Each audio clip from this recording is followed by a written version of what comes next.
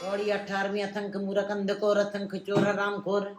असंख्य की दूसरी पौड़ी का मतलब है कि मैला सरोवर, जिसमें कोई भी मनुष्य के विचार अच्छे नहीं हैं, सब विकारी ही हैं और सब जीव उसके अंदर विकारों वाले ये मैले हुए हैं। लाखों जिंदगियों के प्रवाह उस परमात्मा ने मैले वाले भी चला दिए हैं। इसमें पिछली पौड़ी में जो पृथ्वी पर प्रवाह चल रहा था वो निर्मल पावन पवित्र सरोवर था। उनकी बात गुरु जी ने असंख्य जप की पौड़ी में की है। दूसरी तरफ जीवन के जैसे दूषित नाला भाव विकारों से भरे जीव, जिनके अंदर विकारों की मैल, पानी दुर्गंध वाला, और इन असंख्यों दरियाओं की तरफ जब हम अपनी निगाह घुमाते हैं तो एक ऐसे निर्मल सरोवर वाले भी हैं जिनके पास बैठने से चैन, शांति, तृप्ति मिलती है और स्वर्ग जैसा आभास होता है। मगर विकारों रूपी मैले सरोवर में जो जीव बस रहे हैं उनके अंदर पानी है मगर मैला है, गंदा है, दुर्गंध वाला है, जहाँ सामने नर्क ही नर्क दिखाई दे रहा है। ये दूसरी पौड़ी की धारा जो दूषित नाले, उनमें कौन कौन थे हैं? असंख्य मूरख अंधकोर। गुरु साहब जी फरमान कर रहे हैं कि ऐसे मैले सरोवर जो ये असंख्य ही हैं, इनकी भी गणना नहीं की जा सकती। इनमें सबसे पहले मूर्ख, ये भी अनंत है। मूर्ख किसको कहते हैं? जो मूर्छित है, जो मुंह को आगे रखकर बात करता है, मुंह देखी बात करता है, जो मात्र मुख को ही सामने रख के बात करता है, इस तरह के मनुष्य को कहते हैं मूर्ख। इनकी भी कोई गिनती नहीं की जा सकती, इनकी भी गिनती करना बड़ा मुश्किल है। अंधकोर असंख्य कहते हैं जिनको अज्ञानता के घोर अंधकार ने घेरा हुआ है। और अंधेरा भी कैसा है? जैसे अमावस की रात का अंधकार है। वह रात इतनी ज्यादा अंधकारमयी हो गई है कि उसमें तो अपना हाथ तक नहीं दिखाई देता है, क्योंकि अंधेरा एक ऐसा पर्दा है जिसमें कि पहाड़, नदियां, सागर तक नहीं दिखाई देते। अंधकार सबको ढक लेता है, कुछ भी नहीं दिखाई देता। गुरुजी व्याख्यान कर रहे हैं कि ऐसे ही संसार में कुछ ऐसे भी हैं जीवन हैं जो अंधकार में ही जी रहे हैं, अमावस की रात की तरह बिल्कुल अंधेरे भाव। अंधेरा मीन दुख, अज्ञानता, बेचैनी। प्रकाश से तो मानो उनका रिश्ता ही खत्म हो गया है। प्रकाश का भाव यहाँ पे गुरमत के अनुसार परमात्मा के नाम का है। सूर्य की तरह चमकदार ऐसे अंधघोर गुबार में पड़े हुए जो जीव हैं वो तो मानो चमगादड़ हैं, उल्लू ही हैं, क्योंकि इनके लिए चमकता हुआ सूरज भी कोई मान्य नहीं रखता है। ऐसे जीव संसार में असंख्यों ही हैं। जैसे उल्लू भटकते रहते हैं, हूबहू मनुष्य भी अज्ञानता के अंधेरे में भटकते रहते हैं। सूरज तो निकला, प्रकाश तो हुआ है, मगर उल्लू को, चमगादड़ को दिखाई ही नहीं देता। ऐसे इसी तरीके से परमात्मा के नाम का प्रकाश तो सबके अंदर है, लेकिन जो उल्लुओं की तरीके से, मूर्खों की तरीके से, चमगादड़ों की तरीके से जो जीवन जी रहे हैं, जो तो उनको उस ईश्वर के नाम का प्रकाश नहीं दिखाई देता है। इसलिए गुरु जी आगे बता रहे हैं कि ऐसे मनुष्यों के लिए चाहे कितने भी सूर्य प्रकाशित हो जाएं, क्या अर्थ रखते हैं? उनको कोई असर नहीं पड़ता है, क्योंकि उल्लू दिन के सूरज के प्रकाश को भी नहीं देख सकता। उसकी आंखें होते हुए भी इस प्रकाश से वंचित रहती हैं। ऐसे ही अंधघोर वाले जीवन में अंधकार तो बना ही रहेगा। ऐसे मूर्ख अंधघोर जीवन वालों के लिए महापुरुषों के उपदेशों का, गुरु जी की शिक्षा का और कोई माने नहीं रखता है। उनको नसीहत देना, ज्ञान देना ऐसे जैसे छन्नी में पानी, पिंजड़े में हवा। सूर्य के मूर्ख के अंदर इस तरह की अच्छी बातें टिक नहीं सकती हैं। ऐसे एक नहीं असंख्यों हैं जिनकी गणना नहीं की जा सकती, जो छन्नी की तरह है, जो पिंजड़े में हवा की तरीके से, तब पिंजड़े में हवा ही नहीं रुकती है, ऐसे मूर्ख हैं। असंख्य चोर हरामखोर। एक व्यक्ति जो पराये धन को देखकर मोहित होते हैं वो जीवन में अवश्य चोर बनते हैं, और अगर तन का चोर नहीं बन सका तो मन में वही मैले विचारों का संग्रह बना रहेगा। जैसे हम देखते हैं कि हाथ पैरों की बहुत दूर तक पहुंच नहीं होती है, परंतु आंखें शरीर में छोटे अंग जरूर हैं। शरीर में आंखें बहुत सबसे छोटी जरूर हैं, लेकिन बड़े अपराध कर जाती हैं। मतलब कि आंखें चोरी बड़ी दूर से कर लेती हैं। इनके अंदर समर्था है।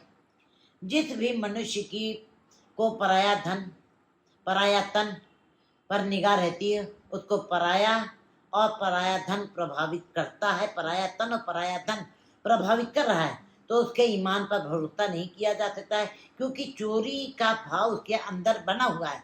गुरु जी वाणी में यहाँ तक कहते कि दुनिया में सब चोर हैं।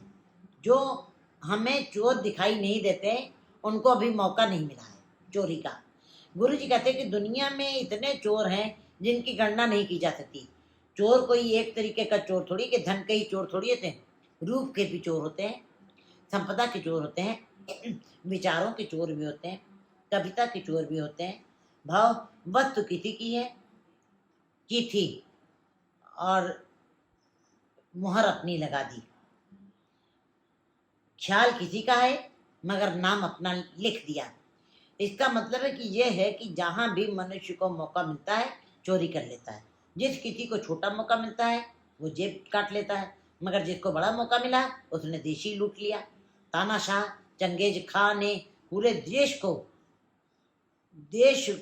को ही रौंद डाला।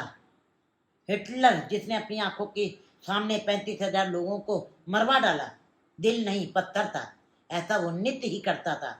औरंगजेब के पास भी बड़े बड़े मौके थे और इतिहास गवाह है कि उसकी बुराई कई मौकों पर दिखाई भी देती है। तो गुरु जी फरमान करें कि ऐसे चोर जो अनगिनत हैं, हरामखोर, पराया हक खाने वालों को हरामखोर कहा जाता है। हरामखोर का भाव जो वस्तु अपनी नहीं, जो जागीर अपनी नहीं, उन पर अपना हक जिताना। तो गुरु जी बता रहे हैं कि इस तरह के हरामखोर भी अनंत है, बेशुमार है, जिन्हें जो गिनती से परे। अथन खमर कर जाहे जोर, मनुष्य मन अंदर में यही मनुष्य मन के अंदर ये बहुत बड़ी भूख है कि मेरी बात सब माने। मेरे अंदर इतनी समर्था आ जाए कि मैं जो कुछ भी बोलूं सारे लोग मेरी बात माने, और अगर मानने के लिए तैयार ना हो तो मैं जबरदस्ती करके मजबूर करके भी उनसे मनवा लूं। वो बलपूर्वक अपना हुक्म मनवा लेते हैं।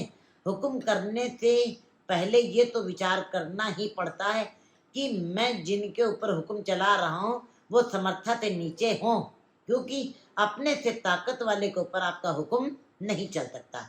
पहले तो मनुष्य की इच्छा यही है कि 9 खंड पृथ्वी पर मेरा हुक्म चले। 9 खंड पृथ्वी पर उसकी अगर जो कोशिश नहीं पूरी हुई तो पूरे देश में उसका प्रभाव बनाना चाहता वो। अगर वो इतनी बड़ी हस्ती वाला भी नहीं बन सका तो सोचता है कि देश नहीं प्रांत तक मेरा प्रभाव हो सके। और अंदर ये लालसा जिले परिवार घर वालों तक, यहाँ तक कि स्त्री पर भी, भाई पर भी, भतीजों पर भी, सब पर अपना हुक्म चलाना चाहता है, क्योंकि वो जालिम प्रकृति का है। उसके स्वभाव में उसका दुष्टपन प्रकट होता है। गुरु जी कहते हैं कि ऐसे लोगों का जब लोग हुक्म नहीं मानते तो जबरदस्ती धमका करके, डरा करके बलपूर्वक अपना हुक्म मनवाता है। असंख्य गल बढ़त्या कमाए। बेअंत ऐसे हैं जिनका हृदय कसाई वाला होता है, दया नाम की चीज नहीं होती है, उनके अंदर दिल नहीं पत्थर होता है, निर्मम होते हैं। ऐसे लोगों को गला काट कर हत्या करने में भी कोई फर्क नहीं पड़ता, और ना ही उनका हृदय द्रवित होता है, और ना ही वो पश्चाताप करते हैं। उनके मन में जरा भी ये विचार नहीं पैदा होता कि किसी विशेष जीव की, निर्दोष जीवों को तन से जुदा कर रहा हूँ।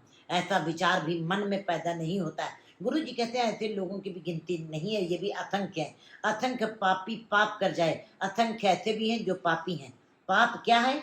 जिस बोल से, जिस विचार से, जिस कार्य से किसी दूसरे को चोट पहुंचे, पाप है। ऐसे लोग भी अनंत हैं, बेशुमार हैं, जो पाप करते हैं, करते करते संसार से चले जाते हैं और उनका सारा जीवन पापों से में ही खचित होकर रह जाता है। असंख्य कूड़ियार कूड़े फिराए। एक बार मनुष्य जब झूठ बोलता है तो उसे सच साबित करने के लिए 100 बार और झूठ के ऊपर सच का मुलम्मा पाज चढ़ाना ही पड़ता है। जैसे कि आम औरतें जिनको सोने के गहने पहनने की शौक बहुत होता है, तो सोना तो बहुत दुर्लभ हो जाता है, वो पीतल पर के गहनों पर सोने के पानी को चढ़वाती हैं और थोड़े दिन तक चमक बनाए रखती हैं। महीने 2 महीने के बाद अपनी औकात पर आ जाते हैं वो। इस तरह एक झूठ के अनेक झूठ बोलने के अंदर संस्कार बन जाते हैं। और जैसे जमीन के अंदर केवल एक बीज डालिए अनंत बीज पैदा होते हैं। एक बार झूठ बोलने से बार बार झूठ बोलने की आदत बन जाती है। भाव ये है कि जीव के अंदर संस्कार भी झूठ के बनेंगे और झूठ बोलने वाले के अंदर ये एहसास भी खत्म हो जाएगा कि मैं झूठ बोल रहा हूँ। असंख्य मलेच्छ मल भक खाए। अनंत ऐसे हैं जिनका खाना मैला है, मैला खाना खाते हैं जो नहीं खाना चाहिए वही खाते हैं। असंख्य निंदक से करे विचार। ये लाइन बड़ी ही रमद और रहस्य वाली है। ये बड़ी ही महान पंक्ति है। गुरु जी कहते हैं कि अनगिनत ऐसे भी जो निंदा करने के कारण अपने सिर पर निंदा की गठरी निंदा का भार उठा रहे हैं। निंदा जीव को समाज में उसके बदले में कुछ भी नहीं निंदक को समाज में निंदा करने से कुछ मिलता नहीं है। वैसे देखते हैं कि कोई मजदूर अगर 50 किलो का भी भार उठाकर किसी का लेके जाता है तो बदले में उसको मजदूरी मिलती है, चाहे 50 रुपये मिले चाहे 100 रुपये मिले, जिसके उसके 2 काम संवरते हैं। मगर ये निंदा की गठरी का बोझ जो लोग उठाए फिर घूमते हैं उनको बदले में कुछ नहीं मिलता। बिन मजूरी भार उठावनिया। निंदा क्या है? बात घटाकर बयान करना। फूल है कांटा बताना। गुणवान है अवगुणों का गिनाना। कांटे को फूल कहना खुशामद है। एक विद्वान का ये कहना कि जो कांटे को फूल कहते हैं चमचागिरी करते हैं, खुशामद करते हैं। ये जो झूठी प्रशंसा करना है इन लोगों को डाकू कहना चाहिए, क्योंकि वे अपने अवगुणों के संबंध में सुन नहीं सकते। सूफी संत शेख सजादी का कहना है, वो तो बिल्कुल निराले ही ढंग से इस उक्ति को बयान करते हैं। वो कहते हैं कि मैं अपने दोस्तों से बड़ा ही दुखी हूँ, बड़ा ही नाराज हूँ। संसार में लोग दोस्त ढूंढते हैं मगर ये दार्शनिक शेख सजादी मित्रों से नाराजगी जाहिर करते हैं, क्योंकि ये मेरे मित्र मेरे दुष्चरित्र को भी बड़े ही खूबसूरती से पेश करते हैं और मेरे गुणों को मेरे अवगुणों को मेरे पापों को पुण्य कहते हैं। सजादी जी कहते हैं कि मैं उस बेबाक दुश्मन को ढूंढ रहा हूँ जो मेरे सामने मेरी कमियों का जिक्र करे, मेरे अवगुणों का जिक्र करे, जिसको अपनी कमियों सुन करके प्रसन्नता नसीब होती है। सही अर्थों में वही भक्त है, वही धार्मिक है। निंदो निंदो मोको लोक निंदो। कबीर जी भी कहते हैं कि माता पिता का रिश्ता महान है, प्यार की दृष्टि देने वाला है। माता पिता जैसा कोई भी नहीं होता है। लेकिन मेरी माँ ने तो मेरा मैला साफ किया है, लेकिन निंदक को बिल्कुल अपने पास घर पर उसके लिए कुटिया बना करके रखना चाहते हैं, क्योंकि जो मेरी निंदा करता है वो मेरी माँ और पिता से भी ज़्यादा बढ़ के। मेरी माँ ने तो केवल मेरा मैला उठाया, मेरे मेरे कपड़े धोए। कबीर जी कहते हैं निंदक से मेरा रिश्ता मेरी माँ से भी बढ़ के है। सांसारिक पुरुष अपनी निंदा सुन करके दुखी होता है सामान्यता, लेकिन भक्त संत अपनी निंदा सुन करके खुश होते हैं, क्योंकि निंदक तो अपनी जुबान से मेरे अवगुणों को धो देता है। क्योंकि भक्त को संत को नाम जपते जपते इस बात की समझ आ जाती है, इस बात का बोध हो जाता है, इस बात की उसके अंदर ज्ञान आ जाता है कि कोई अगर उनकी कमियों का जिक्र करता है, कमजोरियों को बताता है, तो वो उनसे सावधान हो जाते हैं और अपनी कमियों को सुधार लेते हैं और बुरा नहीं मानते हैं। निंदा किस किस को कहते हैं? फूल को कांटा कह देना निंदा है, गुणों को अवगुण कह देना निंदा है, पाप को पुण्य कह देना निंदा है। ये तो निंदा झूठी उपमा है। मनुष्य के अंदर ये स्वभावता ही अंदर से ये आदत बनी रहती है कि बात को छोटा करके बात करना। फूल को कांटे गुण नहीं अवगुणों से भरा हुआ मनुष्य हो तो उसकी उपमा बढ़ा चढ़ा के करना। ऐसे मनुष्य जो होते हैं उनके अंदर इन आदतों के कारण अपने मन को भी मैला कर लेते हैं। और ऐसे मनुष्य जो भक्त का चोर को चोर कहते हैं, ऐसे संस्कार जब बढ़ जाते हैं तो भक्त को चोर कहने वाला भी चोरी से बच नहीं पाता है। सिर्फ और सिर्फ व्यर्थ का भार अपने सिर पे उठा रहा है।